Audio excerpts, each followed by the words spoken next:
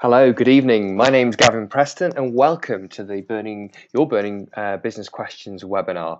It's the Thursday, 3rd of October 2012, and I've got some fantastic questions to share with you this month.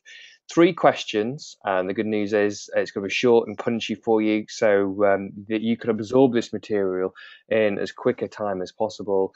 And I'll also be producing this material in a kind of YouTube clip format as well, so you can digest it in quick and easy format, so that you can be on your way and using this information and putting it into practice as quickly as possible. So we will get going in terms of the webinar presentation. So just by way of background, for those of you that haven't come across me and my work before, I've got the privilege of working with business owners, entrepreneurs of small to large medium-sized organizations, and with business leaders of larger organizations. And the thing in common that I work with all of them is about how do we accelerate performance? How do we increase growth and the rate of growth specifically in an organization, at a level of a team, and also at an individual level as well. And what I do is I help them to play a bigger game. I help them to accelerate their growth of their business and achieve double-digit growth. So that's a little bit about me. And I use a formula, what I call my Formula One, my winning formula for business, my Formula One for business. And this has come about from me actually trying to unpick what it has been that I've been using, the skills, the tools, the steps that I've been using consistently over a 10-year period that's created growth, that's created real sort of business performance growth. And I've brought that together in my Formula One for business. And I use that as the backdrop, as the formula that sits behind the work that I do and the process that I take my clients through. Anyway, straight into the questions, because that's the bit, of course, you're interested in. So, in terms of these questions, that the first of these questions has come from a client this week, and those questions have been around from an individual who's just about to make a pitch. I actually spoke to him earlier on this week. He was making a pitch to an airline. His company specializes in video analysis software, and that video analysis software is used in a number of different applications, mainly in kind of the sporting applications with analysis of rugby teams and football, soccer teams. But also it's been increasingly used in the corporate environment. And he was making a pitch to an airline. And the pitch was about how this video analysis software could analyze the performance of pilots in a simulator where they're going for their annual reassessment for that type of aircraft. And the current technology that was being used was old VHS videotapes that took quite a long time to scroll back through and provide that kind of rewind facility to recap over and provide the feedback to the pilot as to what they'd done well and where the areas for improvement were. Now, interestingly, the new technology with digital recording and the use of iPads, etc., enable people to very quickly scroll back through and look at it from different perspectives. There's some clever sort of analysis tools in the software that work very, very effectively, which is a very, very effective feedback tool. But the heart of the question that the customer, the client of mine I was talking to said was, my quandary, my challenge is that the selection panel of people at this company includes the 2 inventors of the current solution. And the last thing I want them to think is that their baby that's being used in, their solution that's been used in the organization now for several years, for well a good number of years, is actually being dispensed with. So what do I do about that? How do I make sure that they don't think I'm, replacing them? So the approach that I took was, first of all, it's really important that you acknowledge their contribution. The work that they've done with the best of the technology that was available at that time has made a massive impact on the training and the reassessment of pilots. Okay, and you're using the very best technology that was available at the time, so you need to acknowledge that. And also, if you're going to take that to the next level with them, in other words, your goal presumably is that you want to engage them with it. You want them to give their sort of say so on the panel, their vote to choosing your solution, to choosing your product. So one of effective ways to engage them and involve them in that. So what you can do is say, well, look, you've got a lot of experience, not only, of course, in the industry and in training the pilots and reassessing them and assessing the pilots for another year, but you can, but also in bringing this kind of a solution to work in your organisation. I'd love the benefit of some of your decades of experience to help us tailor our product so that it builds on the legacy that you've created. So that actually we're using this latest technology to update the good work you've already done and build on that already. So this way you position it not around replacing and getting rid of their solution, but building on their solution and helping, the legacy of their pioneering work to carry on. So I know the pitch actually was today, so I get to hear how you got on with that airline and to find out the success of the strategies. And so I look forward with bated breath to hear about that. So that was a really good question about how do we engage people on a decision-making panel when we're making a sales pitch to them. The second question, and again, I said that I'd keep these questions brief to the point so that you can actually absorb the ideas and go away and put them into practice.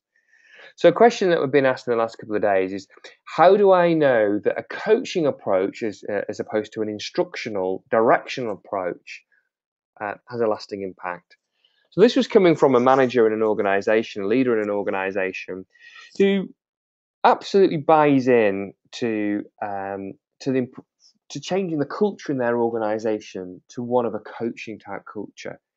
The culture at the moment in that organization is it's a manufacturing organization. It's a very command and control, very instructional, very just get on and do it kind of approach. And there is some challenge. There is some challenge to it. Is a coaching culture a fit into that organization? So I think by way of my answer, the answer that I to the question is to say, well, coaching as an approach, as a methodology, is simply the one of asking people, members of your team, your direct reports, a series of questions. A series of questions that gets them thinking things through for themselves. And the reason why that's important is that when you get people to think things through for themselves, they're going to come up with the ideas. They're going to come up with solutions. Those solutions that they come up with, because they've come up with them themselves, they're going to be inherently more bought into. So they're going to take action. They're much more likely to take action on them. The other point, though, that's really, really crucial to this is that if you took the instructional approach all the time, oh, and by the way, there is a time and a place for an instructional approach, like sort of an emergency type scenario where there isn't time for the debate and clear, specific, precise instructions need to be given. But if you just take an instructional approach, what you're doing is people don't necessarily need to think for themselves. They become dependent upon you. However, if you ask them questions and get them to think for themselves, what you're doing is you're breeding capability, you're breeding independence. Because quickly they'll soon start to, if you continually ask coaching style questions, getting them to think for themselves, these individuals that work for you, before they come to you the next time, will start to think through the likely questions that you're going to ask them. Indeed, you could say the next time you've got a problem solution, please come to me and bounce these ideas off me, but have a think through the kind of questions that I'm likely to ask you so that you can be prepared with some ideas, some suggestions before we have that discussion. And what you're doing is you're training into them a way of thinking to solve problems. You're training them to ask themselves the questions that will get themselves to a solution. You're training self-coaching. But more importantly, you're breeding that capability, that problem solving, that self-sufficient capability, so that in time they can pass that skill set down to other people when they become managers and leaders in the organization. So yes, coaching takes a bit of an investment in time in terms of formulating the questions, and in the short term can feel like it's taking longer than just giving a simple instruction. But in the long term, you get the payback by being able to delegate to people that you've actually bred in or built in skill and capability into them. Final question for today, thought we'd just take you through 3 questions today. The final question today is an important one that's come through, is about what part does reward have on changing performance? So if you're wanting to change somebody's behavior and improve their performance, what part does the reward mechanisms that we have in our organization have to play in delivering that improvement in performance? Well, if you think about performance, our performance, your performance at any particular point of time, it's a result of the actions you take, your behavior at that moment of time, how well you do those, you do your action, the behavior that drive those actions. And if we want to improve that behavior, that performance, we want more of the right behaviors, we need to reinforce them. We need to reinforce and reward the good behavior, what we want to see. And of course, reward can play a great part in that, in encouraging, in reinforcing the good behavior, the high performing behavior that we've seen. So reward's not just about money. Often when people talk about that in the business setting, in the corporate setting, they're thinking about bonuses, they're thinking about pay, they're thinking about maybe share options, etc. Well, it's not just about money, of course. Reward can be about praise. It can be private or public acknowledgement. It can be about thanks.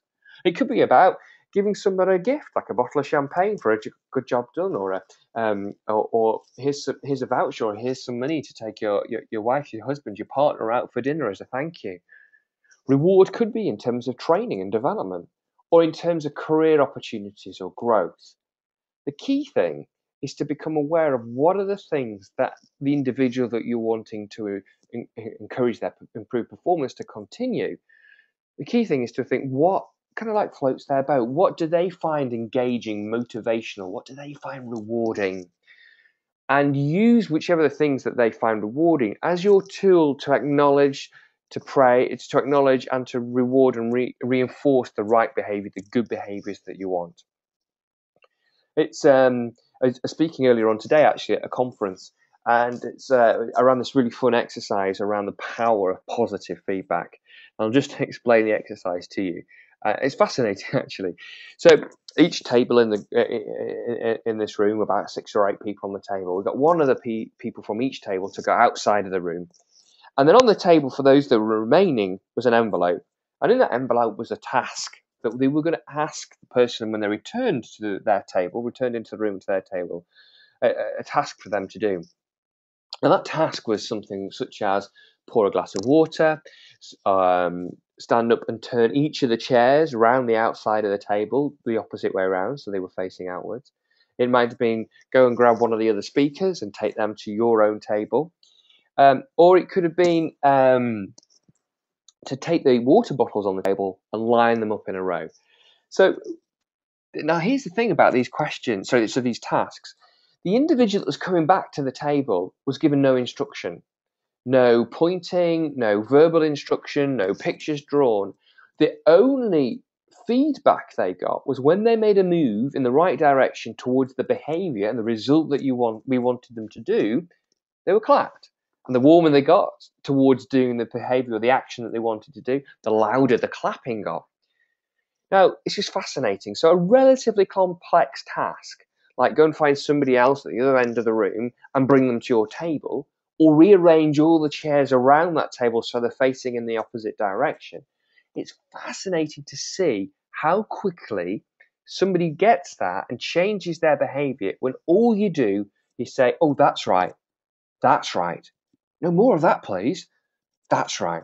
And how quickly they get it when the only thing they're doing is that the behavior that they do in the right direction is reinforced. So positive feedback has a much bigger impact in terms of improving performance than developmental feedback does. So keep pointing your people in the direction that you want them to go, not in the direction where you don't want them to go. So there we go. 3 very different questions, all come from people in business, working with teams of people in their businesses in order to raise performance and grappling with these kind of burning business questions. If you want to find out more about kind of my approach, my philosophy, take a look at Flatspot, a short mini book that I've written, a quick 1 hour read that shows you the 7 mistakes that entrepreneurs make that put the brakes on growth. Just check it out. By going to the URL flatspotbook.com. That's flatspotbook, all one word.com. If you want to get hold of me or find out a little bit more, follow me on Twitter, Facebook, or LinkedIn. My LinkedIn details, Facebook details are all there on the screen. So it's just Gavin Preston, all one word on Twitter. And then you'll find me on LinkedIn and Facebook as Gavin Preston, 2 separate words.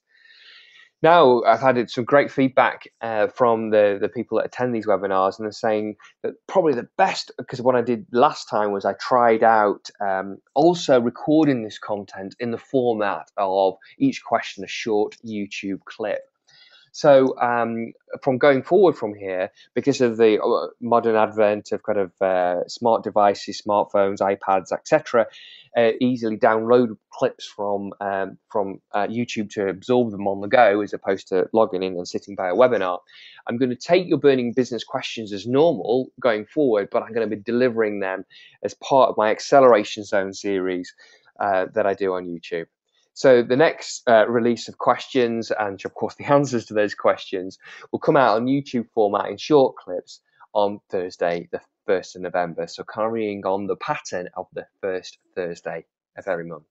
So there we go, just over 15 minutes of quick, sharp ideas, punchy ideas that you can put into practice in your business that will start to improve performance. My name's Gavin Preston, and I look forward to speaking to you next time in the Acceleration Zone. Thank you very much.